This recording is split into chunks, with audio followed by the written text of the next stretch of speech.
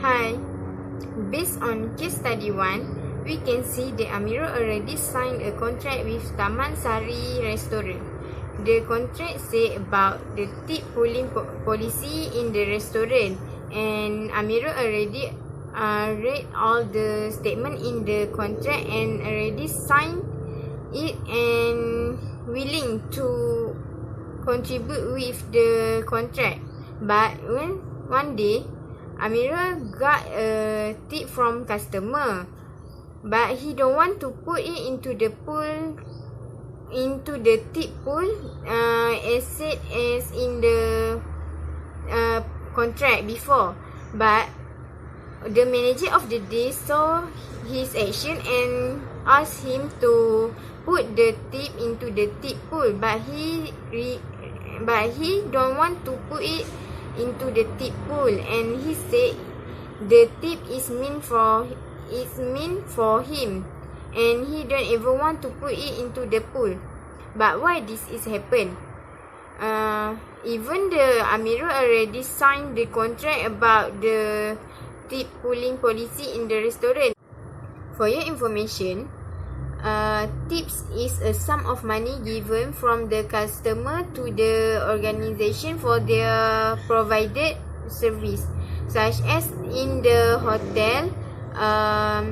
Customer will give a tips for bellboy who carry out their luggage to the room.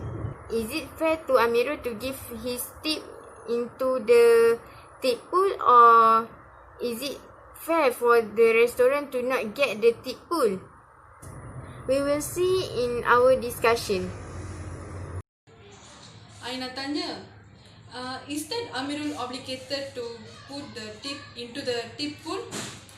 Okay, based on case study situation, in my opinion, I think that Amirul is not obligated to put the tips into the tip pool, because the tip that given by customer are for the excellent service that Amirul provide, and the customer also leave the tips on the table. It's because we had a wonderful experience in the Taman Sari restaurant, so that the tips that customer give to Amirul is Amirul punya, while the tip that customer leave on the table is to put in the tip pool. Okay, so dekat sini Amirul boleh terima tips yang customer tu bagi sebab memang customer tu nak bagi dekat Amirul. Okay, dan customer tu pun dah tinggal tips atas meja, so itu adalah untuk letakkan di dalam tip pool.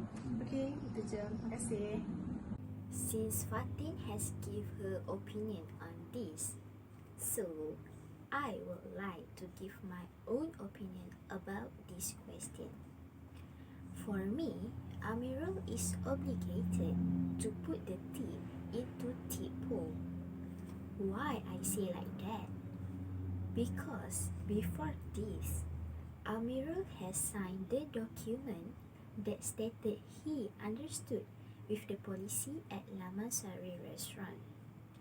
He cannot violate the policy that has been signed by keeping the tips obtained from the customer earlier into his pocket.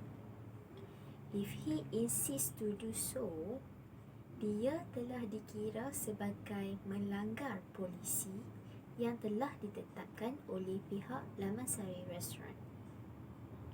So, he need to put the tip, which is 15 ringgit, into the tip pool. Alright, for the question of number 2 is, do you think that the tip pooling needs to be amended so as to avoid such as an incident? Answer for the second question. For my opinion, the tip pooling no need to amend it, because the customer already put 10 ringgit on the table and as a tips, and it's considered the tips become the tips pooling. At the same time, he gave 50 ringgit to Amirul because he satisfied with the Amirul's excellent service. He show his appreciate, respect and support by give him 50 ringgit. By the way, Amirul can learn that he can make other customer more satisfied and he can provide such a good needs to the customers. So by the way, the customers can become a regular customer for the restaurant.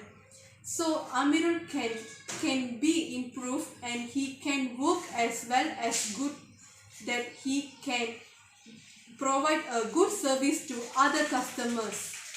That's all. For question number 3, can the management take any action against Amirul?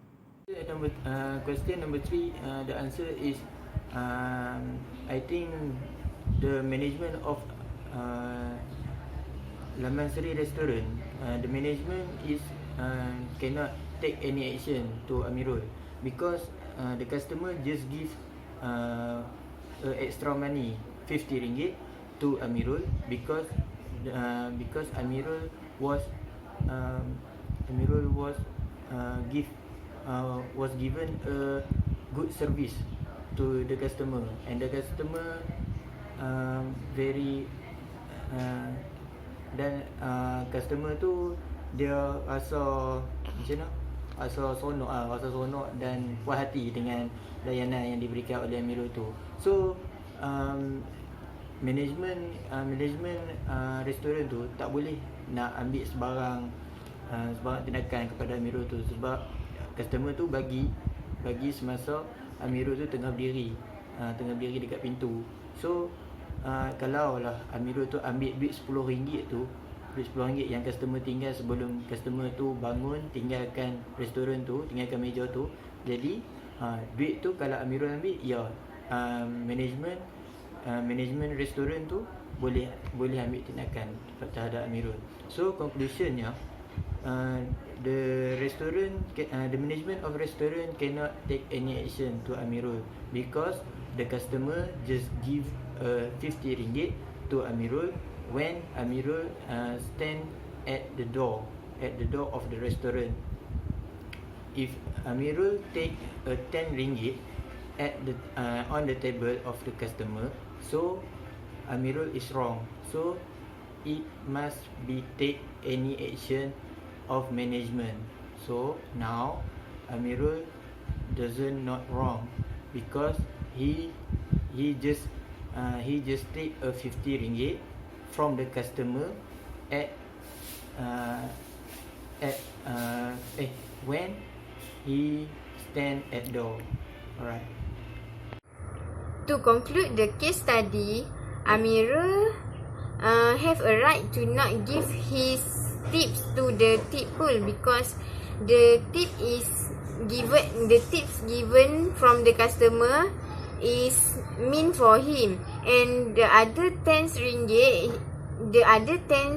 ringgit Amirul need to put it into the tip pool because it for the restaurant. So in the conclusion, Amirul is not false and have the right to keep the tips for him. That's all. Thank you.